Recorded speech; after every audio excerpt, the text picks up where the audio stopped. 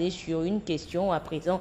Et si l'on optait pour l'éco-construction qui gagnerait vraiment? L'éco-construction, c'est l'utilisation des matériaux locaux dans l'érection des bâtiments ou d'autres ouvrages.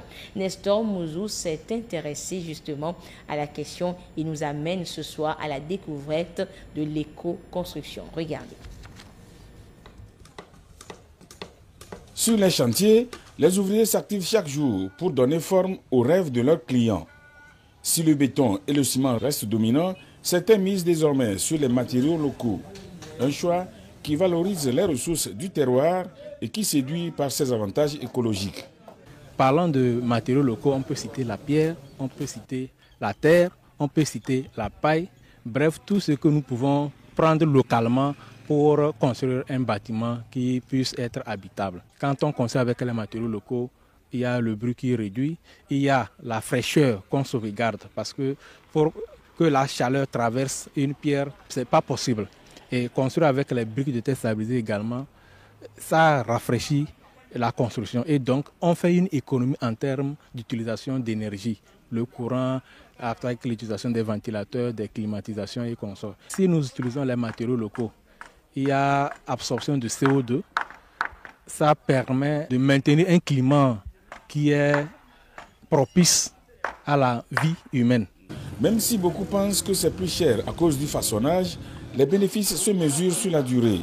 L'esthétique et la solidité sont aussi au rendez-vous. Quand on construit, on n'a plus besoin de faire la finition. Et l'entretien, on n'a pas besoin de faire. Même si on voulait faire de l'entretien, ça ne va pas coûter par rapport aux matériaux conventionnels. Là, il y a une économie en termes de dépenses à long terme. Quand on construit, que ce soit en pierre ou bien en briques de terre stabilisées, vous allez voir que c'est très confortable. Et aussi, il y a la durabilité de l'ouvrage.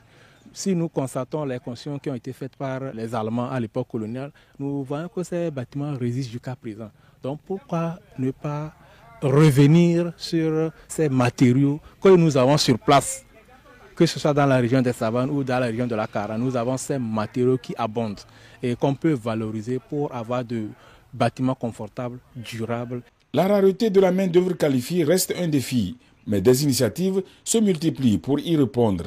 Dans le cadre de la mise en œuvre de nos différents projets de formation, en l'occurrence le projet Maçon de demain de l'ONG Gestion de l'environnement et valorisation des produits agro-pastoraux. Nous venons de clôturer la formation au CTPIA, une formation diplômante des jeunes. Ils vont valoriser les matériaux locaux à travers la sensibilisation ou bien en allant vers leurs clients d'opter à construire avec les matériaux locaux qui sont des ressources qu'on retrouve sur place.